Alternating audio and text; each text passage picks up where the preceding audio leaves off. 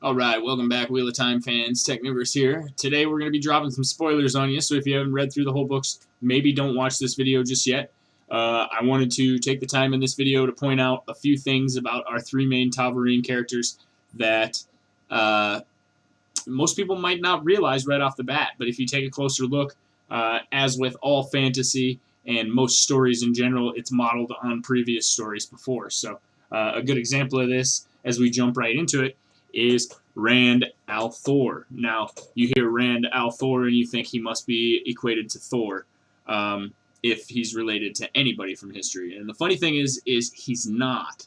al'Thor is actually a play on words to sound like a mix of Thor and Arthur, which is actually the traditional character that he plays. Rand al'Thor in this series is you could call it an amalgam of Jesus and King Arthur, the Holy King Arthur.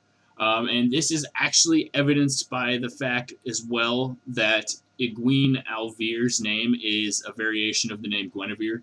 And in the beginning, they are betrothed to each other. They're supposed to be lovers, and they eventually just grow apart. And Egwene tends to go for a more righteous, handsome, and knightly man, just like in the stories where she goes after Lancelot and they have an affair. Except in this story, she's not having an affair. Her and Rand kind of go their separate ways early on. But there are several correlations between not only Rand and Arthur, but Rand and Jesus as well. So if you want to get into the fact that Rand is the person that removes the sword from the stone, that is a very, very obvious finger pointing right at the Arthurian legend, the once and future king. The fact that he is the dragon reborn also kind of hints at that same theme, the once and future king. In the Arthurian legends, it was said that when he was needed, King Arthur would come back, he would take Excalibur up again, or in this case, the sword is called Kalendor, but it still has a similar sound to it. The root is the same. So very, very Arthurian. I don't recall Arthur losing a hand in the stories, but it's very well possible in one of the many variations that they've had over the years.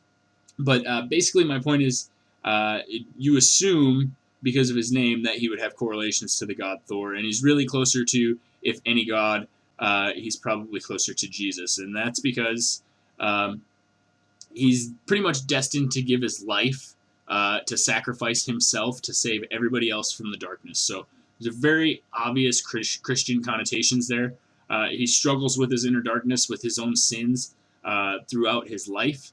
And it's a very interesting kind of dichotomy that builds around him, and the fact that he doesn't really get to choose where he goes. He's just where the wheel wants him to be when the wheel wants him to be there. And being Tavarine, as you know, that means all crazy things happen around you all the time. Chance is skewed, and things that might not normally happen regularly, and things that regularly happen won't happen at all when a Tavarine is around, depending on how strong the pull of their thread is against the other threads around it. And Rand is probably, well, not probably, Rand is definitely the strongest when it comes to tugging on other people's life threads. So moving on from Rand, there is a character in this story that is based on the thunder god Thor. It is obviously not Rand. We've established that. The character that is based on Thor in this story is actually Perrin Iabara. And Perrin, the name Perrin comes from the god Perun. And one of the symbols of Perun is a wolf. And that obviously ties into Perrin's wolf brother ability, as well as the fact that he crafts a giant hammer that's forged by him using the power, and a couple of Asherman help him make a power rot weapon, which hasn't been done in thousands of years. That hammer can pretty much be equated to Mjolnir. They don't call it that in the book, but it's very obvious that this is the approximation of what they're trying to get at here. So squaring that away, there are a couple other Native American themes that make it into Perrin's character, like the dream state, communicating with nature, communicating with the wolves, his wolf brothers, and things like that. So very, very interesting that the guy who's not named Thor is actually made after the character Thor, but very, very good story choice as well. And initially, if somebody had planned on having one main character go through all the things that the three main male characters in this story go through, the book would have not only had to have been 5 times as long, it would have overburdened the character, and the way that the characters are separated and given their own storyline is definitely a plus to the story. So the other Tavarine character, the other main male character I want to talk about is Matrim Cawthon. Now, Matrim might not seem like he has any godly associations, but if you pay a little bit closer attention, you will see them. The first of which, and pay attention here, this is a definite spoiler, but it's very obvious once you think about it. He loses his eye. Basically, he loses his eye to get Moiraine back, but this can be kind of assimilated to, or compared to Odin, and he gave up his eye for knowledge, basically.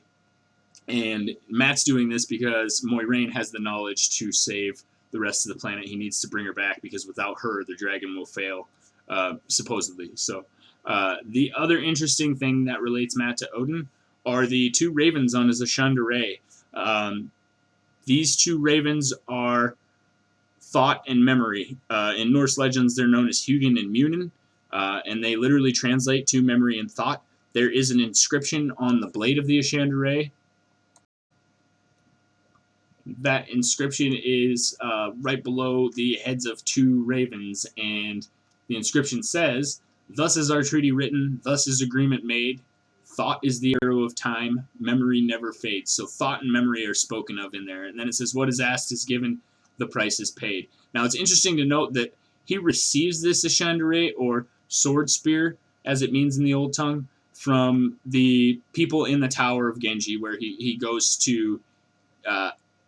basically, he travels there 3 times, whether it's 1 tower or 2 towers. It seems to be 2 different towers, but he ends up traveling back there to free Moiraine, and that Ashandarei happens to be the way that they get out. It's the key. They don't give it to him because he asked for a weapon. They give it to him because he asked for a way to return home, and that blade actually is how he gets out of the tower in the long run.